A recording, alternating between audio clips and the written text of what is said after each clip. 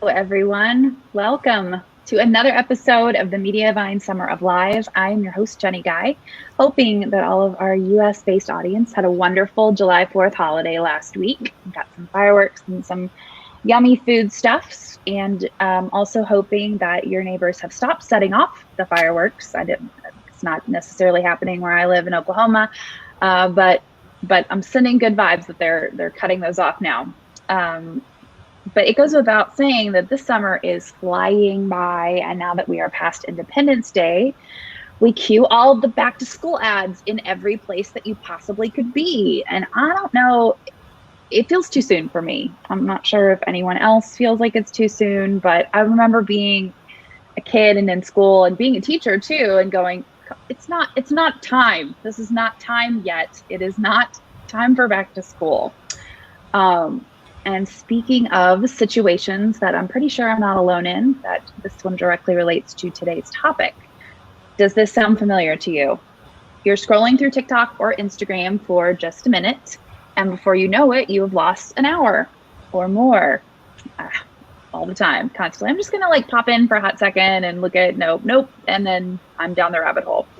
So whether it's stories or reels or a TikTok, there is an undeniable pull to this type of media, that consumption. There's something that's pushing us to keep going, and it's a need to keep scrolling and watching and watching and watching. But how can we as content creators capitalize on this short video trend and use it to drive traffic to our websites and dollars to our pockets? Excellent question. My guest today is here. Let's meet Jane Ko. Jane Ko is the blogger behind A Taste of Koko, Austin's top food and travel blog featuring the hottest restaurants and weekend getaways.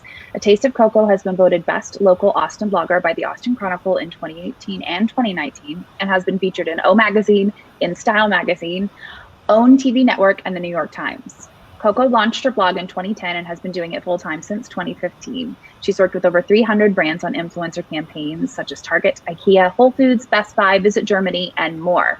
Her guide to Austin is Koko's Guide to Austin, and it's a pocket-sized guidebook that's sold in 40 locations locally in the city of Austin. Jane, welcome so much to the Summer of Live. Thank you so much. That was such a thorough introduction. I'm really excited to talk today because I've been a big fan of Mediavine, and it's been such a great thing for my business. But what I'm really excited is that I can talk about video content because I know we all have videos embedded through Mediavine on my website, but also talking about social content. So today we're gonna be talking about Instagram and TikTok. I feel like I'm definitely a lot more active on these social platforms than I am on my website now, just because of the amount of visibility, the amount of engagement, and definitely a lot of my audience is all there, while a lot of them will still discover me through Google SEO, but a lot of it is people who are tuning in every day, every hour to find out things to do, especially if it's in Austin and Texas, but also what I'm up to. So yes, absolutely. Let's go ahead. I'm going to put you up there, and she's going to do her presentation. I will be quiet. And then if you've got questions for Jane about TikTok or Reels, drop them in the comments. We will ask them when she is done with her presentation. But for now, let's do this. Yes. So I'm going to kind of structure my presentation today into 3 sections, and they might be a little ambitious, or so we're going to see through time constraints how much I can get through. So the first part is going to be this presentation of giving you guys visuals of stuff that I have queued up or content I've already posted, and kind of explain to why video is all the rage right now. The next thing I'm going to do is actually open up Adobe Rush and take you guys through how I would typically edit a video for TikTok or IG Reels. And then if we have time, I was then going to screen share my iPhone to the screen and show you guys how I upload a video to these platforms and how I add text overlay. So the first question is, why video? So to the left is a static image of this coffee shop that I went to this weekend. It's super cute, New Orleans vibes. You can definitely see the aesthetic. But then here is what you get from a video. It's actually me walking in. There is this poppy music. You can see what the bar looks like. You see my outfit. Here's where I went then after the coffee shop, and then other things to do in Austin. But as you guys can see, it is just so much more dynamic than just a static image. And I think because of the amount of video content I have done in the last 2 years, that is why so many brands have worked with me, because they love the storytelling aspect of it. So let's talk about TikTok first. Like, I will say I was not a fan of TikTok. I was really hoping that it was going to go away. I jumped on it probably a year and a half ago. My views on the videos were maybe barely 100. I just could not figure it out for the life of me. Then 2 months ago, I decided to give it another try. In just under 2 months, I have surged up to 76,000 followers on TikTok, which is pretty crazy because it took me essentially 11 years to get to 100K on Instagram. And I just hit 100K on Instagram, I think 2 months ago. And my friends have been like, it took you 11 years to get 100K on Instagram. It took you 10 weeks to get to almost 100K on TikTok. Like, that is just insane growth. And so I don't know everything about TikTok, but I'm still figuring things out. But I'm happy to share what I've kind of discovered during these last couple of weeks. So at a glance, TikTok, the videos can be up to 3 minutes. I recommend keeping them under 15 seconds. You can also see under analytics how long people are watching your videos. Like, essentially, the shorter the better. I think the average like mental consumption span on TikTok is actually 8 minutes, which is crazy that people only want to watch something for 8 minutes. But generally, if the video then gets exits, then I don't know if that actually counts as a view, but then TikTok will consider it as like not good or relevant content, which is why it's better to produce content that's a lot shorter. So all of my videos on TikTok are now all under 15 seconds. The aspect ratio is 9:16, so long, vertical, the same aspect ratio of IG stories. And TikTok in just under like 2 years has already gone up to 1 billion users.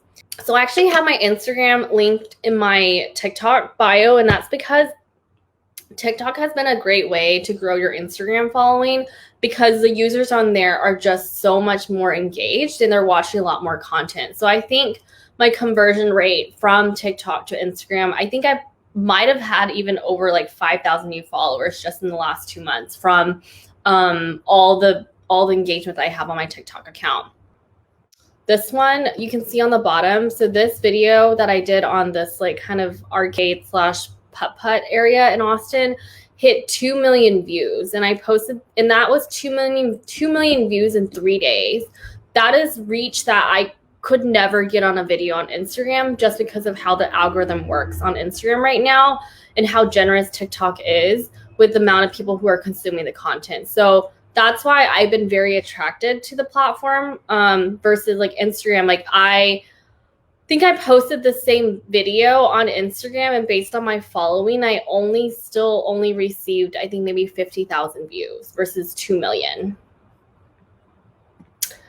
Going to IG Reels, here's a recording of what my feed looks like, and then tapping through here all the IG Reels I have posted since then. You can see some have spiked, some are at 90. This one's over 90,000 views with almost 7,000 likes.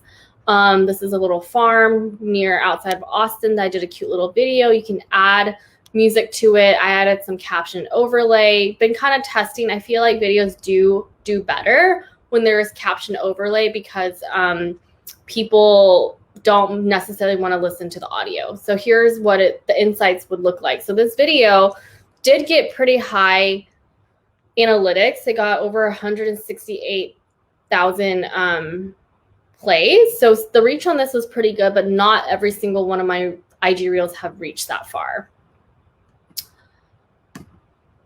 And going into the analytics, right now, there's not a ton of analytics that TikTok is giving. This is the analytics on that video that went viral with 2 million views. You can see on here that the average watch time was 10 seconds, and my video is almost 15 seconds. So people generally only watch 10 seconds of that 14 seconds, which still means that I probably need to cut my video length down. So, and it says right here, only 37% of people watch the full video. There's not much on like territories right now. Like, it doesn't break it down by states or cities. So it just tells you like everyone that watched it was based in the US. Right now, this is a screenshot of what Instagram is giving for IG Reels. They also just released this a couple of months ago. Also, like, basically no analytics on the type of audience that's watching, but it just tells you how many plays, likes, comments, and saves. So going quickly into my toolbox, I shoot with the newest iPhone. It actually might be an iPhone 12 Pro, I think. And that's where I do all of my video content. I'm not using any special equipment. I do have an Osmo Pocket, but I don't even use it at this point because the stabilization on the iPhone is so good. And photos, I am shooting those on my Sony a7R II and then editing those in Photoshop. So like this photo that you see on the right, but all the video content that you see is just on my iPhone. I use ViscoCam to filter my videos so they look a little bit more dreamy, warmer, and brighter. Then I use Adobe Rush on my desktop, which I'll show you guys in a little bit on how I edit and clip and speed up and slow down videos. If I'm in a pinch or if I'm just doing content for IG stories, I will just use InShot. It's an app on the phone, but I'm kind of like old school. I like using my laptop. And it's so much quicker for me to edit on a desktop and drag and drop video clips than it is to do it on my iPhone. But if you don't have Rush or you don't want to edit on your laptop and you're on the go, then I do recommend InShot. And then quickly, here's my questions. If you have any questions, we're going to do Q&A towards the end. And you can also reach out to me on A Taste of Koko. I'm A Taste of Koko on everything, including my website, which is atasteofkoko.com. So I used to use Final Cut Pro. It is a software for Mac. I loved it. However, it was taking up so much of my RAM and slowing down my computer. And then I just tried Rush on a whim, and I loved how much quicker the videos, like it kind of like 4x my processing time. And I'll explain really quickly right now. And the reason for that is because right here, you can change the aspect ratios. Sometimes I want my videos to be 4:5 if I'm posting them in the feed, but generally I am editing in 9:16. But let's say hypothetically, I'll show you guys all the videos I have queued up in here. This is a video that I edited this morning. So hypothetically, if I wanted to post this in the in feed on Instagram and do a location tag to tag this farm, instead of redoing the entire video, I can simply go here and hit 4:5. And it's already cropped. I could also readjust each clip individually. But Rush automatically lets me do that without having to redo the entire video. So we're going to edit a video together. We're going to do one on a restaurant that I went to recently called Gabriella's. I'm going to backtrack a little bit and say a lot of the reason why I've been able to edit as much video content as I am is just being super organized. So this is a massive Dropbox folder that I have access to on my phone as well. So every time I go to a restaurant, I usually do this at the end of the day when I get home, is I will do a massive organizing because usually on a given day, I will visit at least one location, if not 2 or 3. So what happens is when I get home, I will create folders and force upload all the videos and categorize them into each corresponding folder.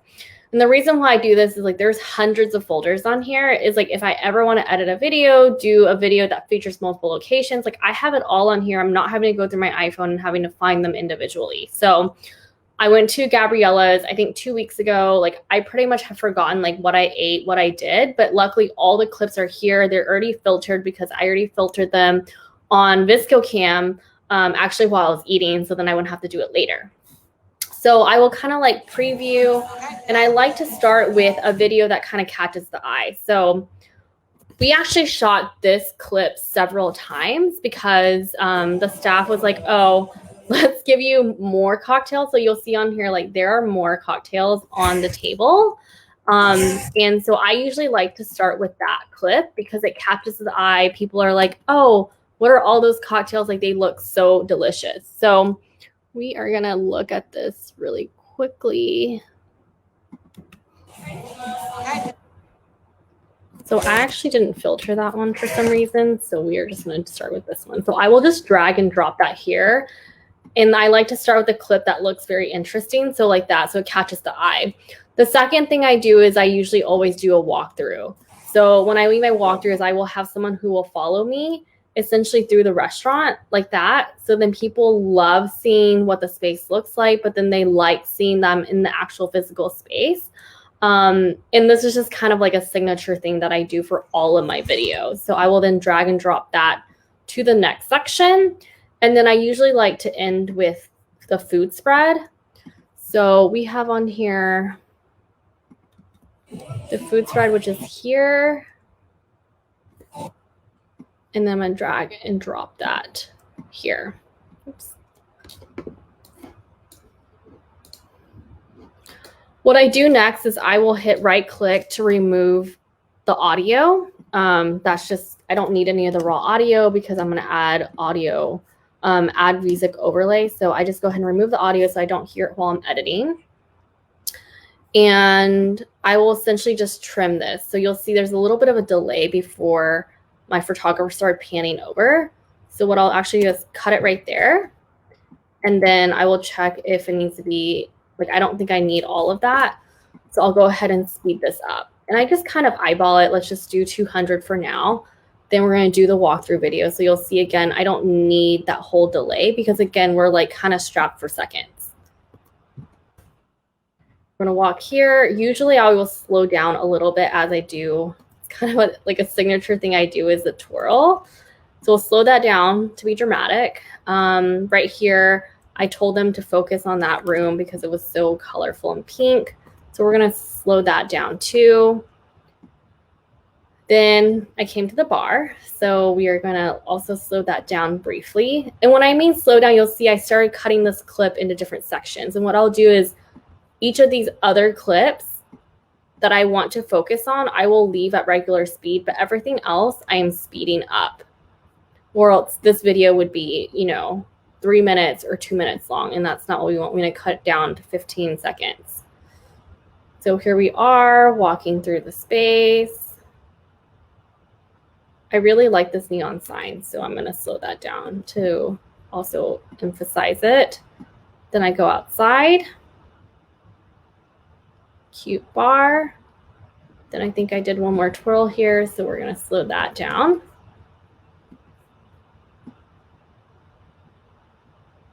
And then I don't think we need all that.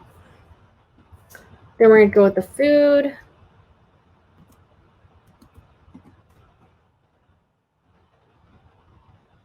And we're going to cut it right there. So let's also speed this up. So you can see right now I am at 23 seconds. So we need to speed this whole thing up. But let's just take a quick look at what we are working with. So you can tell that is way too slow. We're going ahead and speed that up more. Still very slow.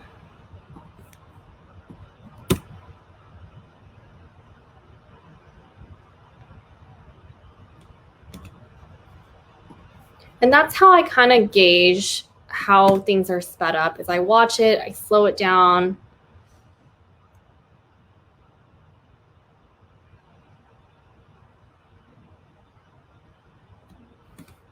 And I still think we saw right there, like, I don't think we need this extra clip. So we're going to save on second. So now we've cut it down to about 18. We still need to free up about 3 seconds. I think right here, this one could be sped up. I think the intro could still be sped up. I'm going to speed that up.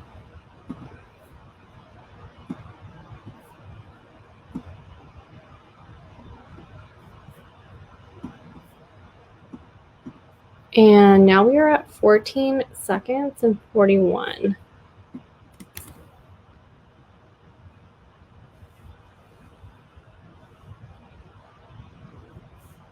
Well, Jane, I think you've definitely gotten a bunch of Adobe Rush customers there. We got everybody, including everyone on the Mediavine staff. Yeah, we're so all watching it. I would edit my video and then I would hit export and then send it to my phone. And I know we're coming up on time, so I am going to go ahead and plug in my iPhone. We have about 8 minutes left. 9 minutes. Yeah, go for it. Yeah, we've got enough time to show a little more. So let's. And I apologize because this is the first time I've screen shared. Okay, so I think the other thing I wanted to note was I also try to write all my captions on my notes. And I try to take notes if I'm at the destination so that I'm not having to scramble and remember. Granted, I didn't do it at this restaurant that we just edited, so I'm going to have to go back and try to remember the dishes that I liked. And I should have written it down, but I know I didn't do it for that restaurant. But we're going to take a video that I posted earlier. And this is what TikTok looks like. So I did post this earlier. The video views aren't great. I like to post generally around 9 to 9:30 p.m. Central Time. That's just the time that does best for me. Unfortunately, I found out today that this farm, today's the last day to pick sunflowers, so I had to scramble and post the video midday, or else like that content was wasted. It was actually really high production because we actually set up a drone, and I just like didn't have time to edit the content. We had barely shot this last week, but Texas has had really bad storms, so the farm is just closing early. So what I would do is I would go here. We are going to upload the video like that. You'll see your entire clip. You can kind of see, again, I kind of have this template of doing a cool opening video so it catches someone's eye. And then I kind of lead you into the space, speed it up, and then end with something. So we're going to hit next. It's going to upload and process. And again, right now we're on the TikTok platform. You don't have to add video overlay or caption overlay. I just think it does better. So I'm doing 100 things to do in Austin this summer series. And I think people really love this series right now. It's just, I think people love seeing like, okay, number 1, number 2, people love following along. So this is how I would typically write the caption. You could do colors. I've seen a lot of people get really creative with this. I just don't have the time or energy to do that for all my videos. You'll see right here what you can do is then you can set the duration of how long you want the text to play. So that means that text is only going to play in the very beginning, like I think maybe 4 seconds. And then you can add other things. Then you can go to music. I usually try to pick a song on the TikTok viral section, but not all the songs are usually appropriate for whatever video I'm posting. So I'll just try to search for something else. I also think that TikTok has done really well for me because I also add voice overlay. So if you go back and watch my TikTok videos, you'll hear me narrating like 100 things to do in Austin summer. Number 22, go to Sweet Eats Farm and pick sunflowers. Sunflowers, they have 4 acres, and today's the last day to pick the flowers. So I'll usually always add like video overlay. And then what TikTok will also then do for you is you can hit the caption section. We don't have any audio on this video right now, so it's not going to recognize any speech. But let me get out of this so then I can show you guys right here. I have audio overlay, which you can't hear right now because I guess I'm streaming, but you'll see the little audio playing right here. That is the caption that TikTok has generated automatically for me, which is really cool because I think a lot of people, again, maybe they're at work or they're just not listening to the audio. They can read the caption easily right there. And then going to Instagram, same thing. Right here on the top, you hit the plus sign. On the bottom, hit Reels, swipe up. I'm going to select the same clip, hit add. Then you can hit preview again. And Instagram also lets you do different fonts.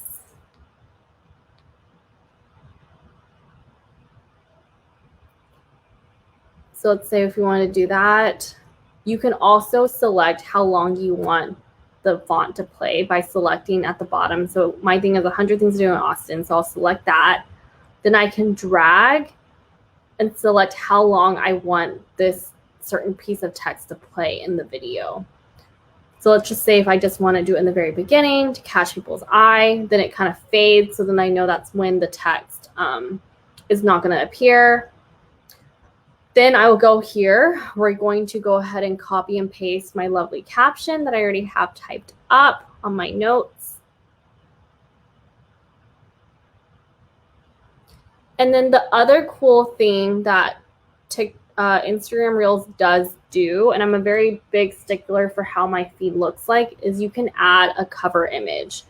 So I think I already deleted it off my phone, but let's just say hypothetically if I wanted to put this cover image, then I could select that. I could also then crop and select what I want it to look like exactly in my feed, which is really nice because Instagram didn't always have this feature, and it would frustrate me so much that my face would be cut off or the aspect ratio just didn't look right. So you hit done, then you would hit, you can tag people and then hit share, but we're going to save as draft. And so what I want to show you is right here with the sunflower video, that is the cover image that I use. So then my feed looks very cohesive. So you'll see that I've done that with all of my videos because it's really important to me that my feed looks as good as it can, and looks cohesive. So here's like another sunflower field I went to this summer.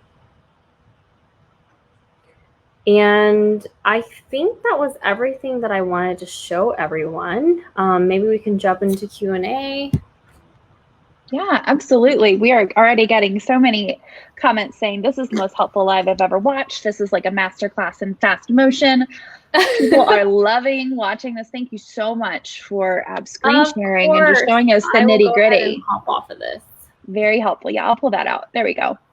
We'll just leave it with that, with our faces, your beautiful face. Okay, so we do have some questions. First off, Leah was asking, who is with you to do filming? A lot of people are solo filming, and do you ever do any of your own just by yourself? So I do. I have a videographer, photographer that does work with me sometimes, but she's been honestly pretty busy. And also, like, a lot of the times when I'm going to like restaurants or checking out something cool on the weekend, I'm honestly just going with friends. And a lot of my friends are also content creators, but honestly, like, I've been pretty good about handing them my iPhone and just saying like, hey, I'm going to walk through the restaurant, just follow me. And people actually are quite like, they are good listeners. And so I'm also like a pretty easygoing model. Like, I know exactly the shot I want. I just essentially just need a human tripod that's either going to pan across me, follow me. And so that's who helps me do my filming, is whoever just happens to be with me. Have you found that you're able to ask people that are at the restaurant too, like if you happen to be Yeah, I've done that too. It definitely is not as ideal, but sometimes if I am in a pinch, then I will ask someone kindly like, hey, I'm going to sit at the bar. Can you just hold my iPhone for me for a couple of seconds? I'm going to like smile and sip and look at the ceiling. It's a beautiful ceiling. You know, yeah, of course you're looking at it. Julie has a couple of questions. Her first one is, are all of your cover shots using the same filter that you put your videos through? They're not the exact same filter because I'm using ViscoCam to edit my videos, and then I have a custom Photoshop filter that I use. But yes, it's generally that kind of golden, orangey, like toned filter that I have. Awesome. And then she also asked, are you using a gimbal on your iPhone? I am not. So the iPhone 12, even before this, I had the iPhone 11, which was great. Like, the stabilization on there is really good. As long as the person that's following you is not like going like this with the phone. Like, generally, if they follow, and even if the surface is like not smooth, the stabilization on the new iPhones are really great. Very helpful and good to know. Helpful for someone like me who I'm helpless. So I would love to hear, this is just a general question. As we talked about earlier, I don't think any of us are going to deny how compelling watching the sunflower videos, and we all get lost on TikTok and Instagram. But I would love to hear a little more about how you translate that excellent content that you're creating on those platforms into earnings for yourself. You said one way was with brands. They love that video content, but also traffic or growth from your website.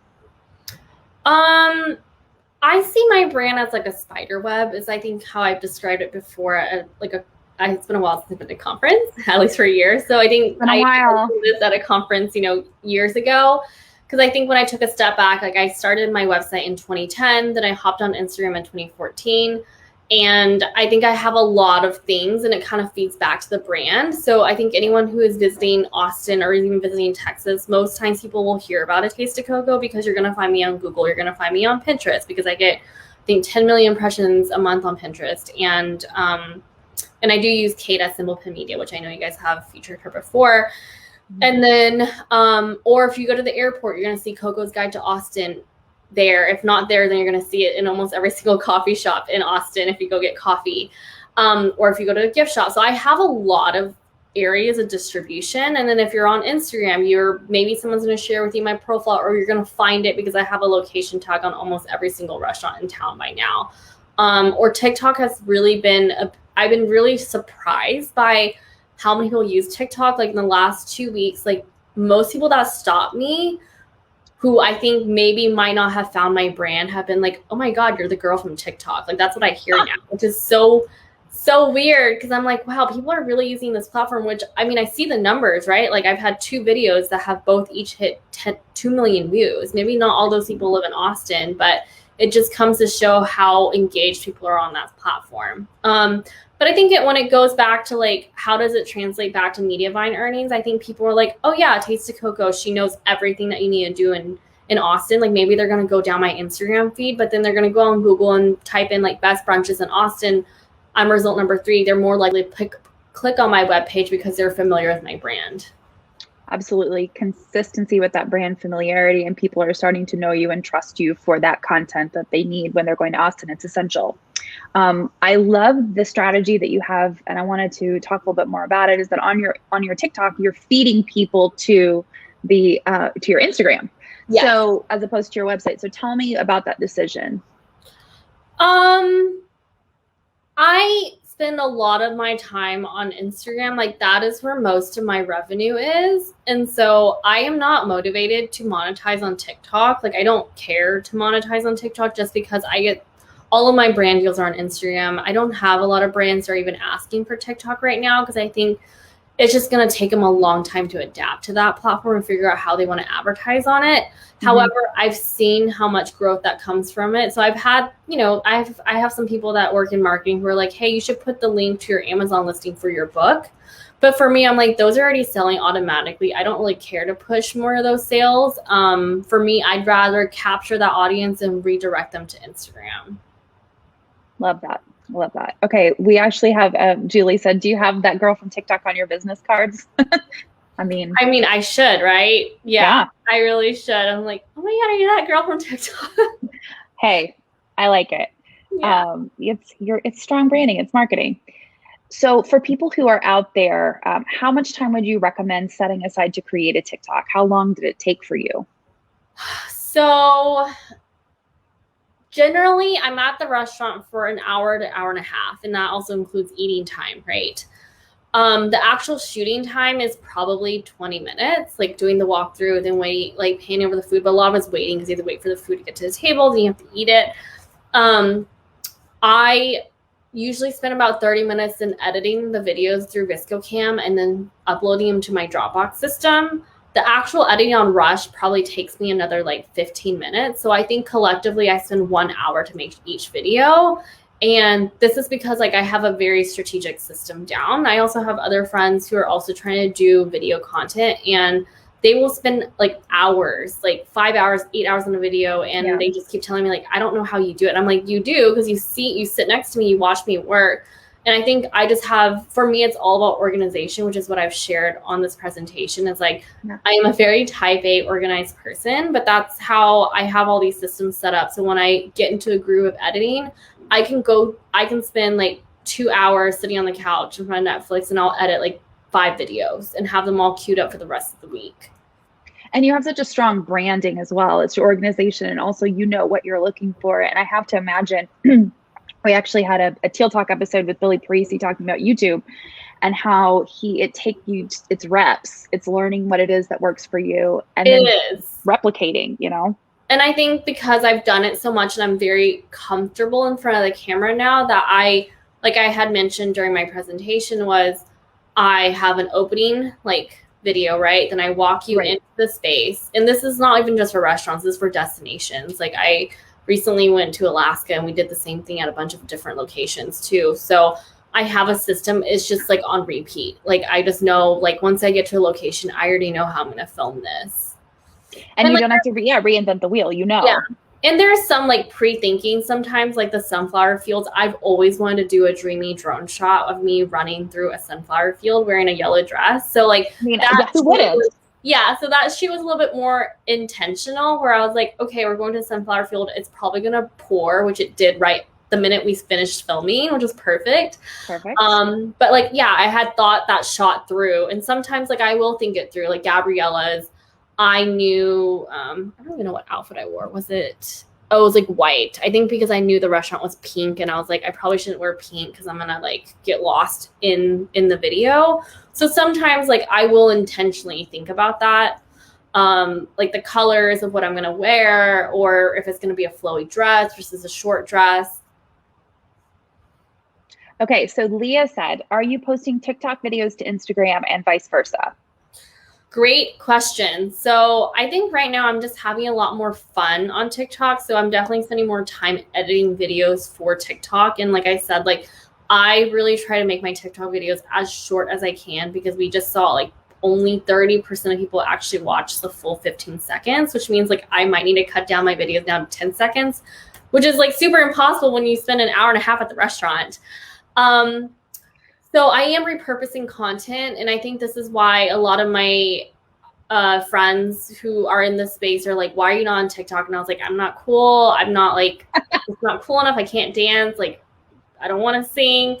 And they were like, you have all this content. You're so active on IG stories. Like, just repurpose that. And so it took me a while to figure out the system. And I was like, oh yeah, now I am just repurposing. So I'm posting more stuff to TikTok than I am on Instagram at this point, because I am a lot more careful what goes on my Instagram page because of all the brand partnerships I have. And it's just a very like curated storytelling. Absolutely. And Leah just said she meant the same videos. Are you reusing the same videos? And yes, we saw you post the sunflower video on both and then switch the aspect ratio. Yes, but that was only because today was the last day for sunflowers at this farm. Okay. So I had I didn't have time. So I was going to miss my optimal posting time, which was like noon.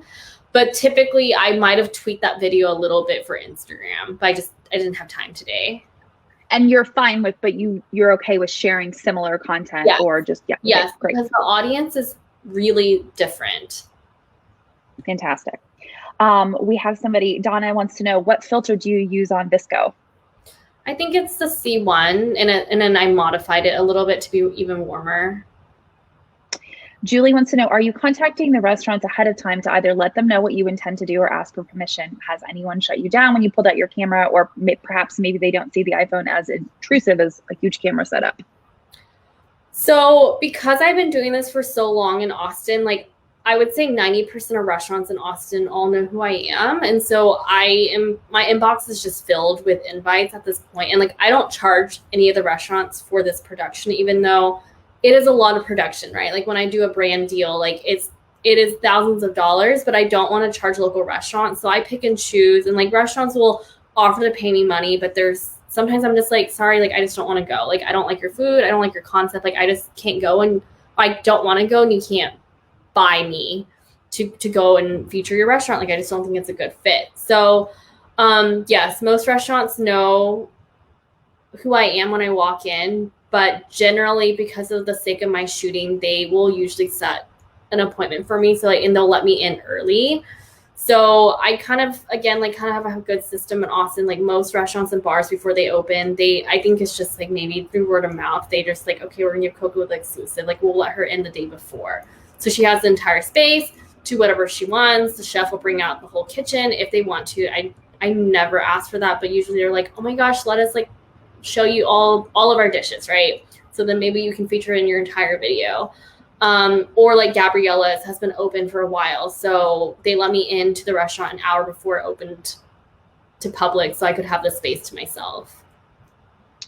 And so build that reputation. Yeah, so like I think what I want to be conscientious about, because there's a lot of other influencers in Austin I hear about where restaurant owners will tell me like, you never ask for anything. Like I have to come and ask you, like, will you please come? Will you please come? And I just hear all the time, like the amount of influencers that come in that have like 500 followers who are like, hey, I'm an influencer on Instagram, and I'm here with 5 of my friends and I want you to comp my food. Like that is not okay. Like that is just not okay. I would hope nobody listening to this presentation will do that and be respectful of local businesses. And as I am, because like these are places that are hoping that, I will come in and they will like say like, hey, what can we do that will make your video easier? And usually I'll say like, yeah, I don't want to be at the restaurant during lunch hour because again, like I don't want to be disruptive of other people's experiences who are paying to be there for a meal. So when you were starting out, I think, let's say that did you contact the restaurant in advance before you had your reputation built? How did that start? So I didn't start doing restaurant coverage. I actually started doing it because restaurants started reaching out to me, and then I figured out this was a thing. I still pay for a lot of my restaurant food. Like it's just easier for me to like sometimes have a friend or just during the week someone wants to go somewhere, I will just walk in and like, yeah, I will read the room. If there's lunch hour, I'm not going to be like, okay, will you help me do like a walkthrough video right now? Like, I'm not going to do that. I try to be really discreet. What I will also do is just again with my system, like anytime I eat or do something that I think is content worthy, I will always take video clips every time I'm there and then upload them into that Dropbox folder, and eventually just gonna be enough content on that location for me to eventually make a video. So maybe I won't do one from that visit, but after going 3 times, then I'll have enough to like feature maybe, you know, most of the menu. So what you're basically saying is that we just need to go out to eat a lot and just really eat wonderful food every day. Thank you. Okay. That is my takeaway. I've taken that away from this episode. Fantastic. Leah also said tax write-off. Heck yeah, tax write-off and Yes. delicious food. I'm not the only one that was like craving the pineapple drink and the amazing spread. Was there a shrimp dish in there? Because there was. And I don't always eat all my food. Like, I think what means the most to me is being able to share my experiences online, but even in person. And like, it was so endearing when I went to that restaurant. And by the time I sat down to finally eat, there were a couple of people that were like, oh my God, like it was actually a little disruptive because we were really trying to finish my walkthrough, but people kept stopping me to like, you know, and they're like, can we take a photo with you? And I'm like, okay. And then they just got kind of disruptive. And like the restaurant gave me a ton of food and cocktails, and I'm not like the biggest drinker, especially I don't want to drink in the middle of the day. So it was really endearing to be able to like we gave all the cocktails to different people that were there, and they were just, you know, so excited. And that's what means the most to me, is being able to share these experiences with other people. Love that, and being the hometown girl. So we are unfortunately almost out of time, but before we go, I wanted to ask you a final question, then give you a little bit to think about it while I make a couple of announcements. So what I would love to hear are top tips for people who want to get into Reels or TikTok. How do they jump in and get started tomorrow? So I would say just don't overthink it. Like, I thought I was not cool enough for TikTok. Like, I tried for a year and like videos didn't take off. And I think one of the questions you guys had also asked me is like, do I partake in any of the trends? Like, I love watching like the lip syncing videos. Like, I think they're really cool. But I felt like I couldn't do that, which is why it stopped me from being on TikTok, and I gave up after doing 3 videos. I got no views. And then I decided, okay, what is my brand about? Like, let me just re-edit some of these videos and do them in shorter format. And again, like, I thought I wasn't cool enough, but it only took me 10 weeks to get to 70K on TikTok. And none of that traffic was from Instagram, because I was pushing it from my Instagram and say, hey, go follow me on TikTok. But why would people do that? Because they already follow me on Instagram. So my only advice is like, don't overthink it, because a lot of my videos that have gone viral have been the ones where I probably spent the least amount of time editing them and I just threw them up, and you just never know what will take off. Just do it. I loved your tip on using the music that's trending on TikTok to help you tap into a little bit of what's going on. And then we have Sarah. Sarah said, also, you're seriously cool though. Totally agree. We are going to share Jane's presentation after we're done in the comments, so that you'll be able to see her toolbox, follow up with all that, take a look at those analytics. We know that they're a little limited right now with TikTok and the Reels on Instagram, but they're always improving, especially when things are going well. On the next Summer Up Live, guys, remember, it is Thursday. I'm saying this to you because I'm saying it to myself so that I will remember that it is next Thursday, July 22nd, 3 p.m. Eastern. We've got Stephanie Keeping and Melody Fisk. They're co-founders of Pretty Focused, and we're talking about photographing for page views. Never has it been clearer that food blogging is about more than just taking pretty pictures. In this action-oriented, highly visual session, we will show how we use photography as a primary strategy to grow our blog's traffic by 2 million page views a month. So that is an exciting topic. We'll have you next week. Jane, it has been so wonderful having you. Thank you so much for getting into it and showing us how to be successful with these video stories. Thank you. All right, and everybody else, have a wonderful rest of your week, and we will see you soon.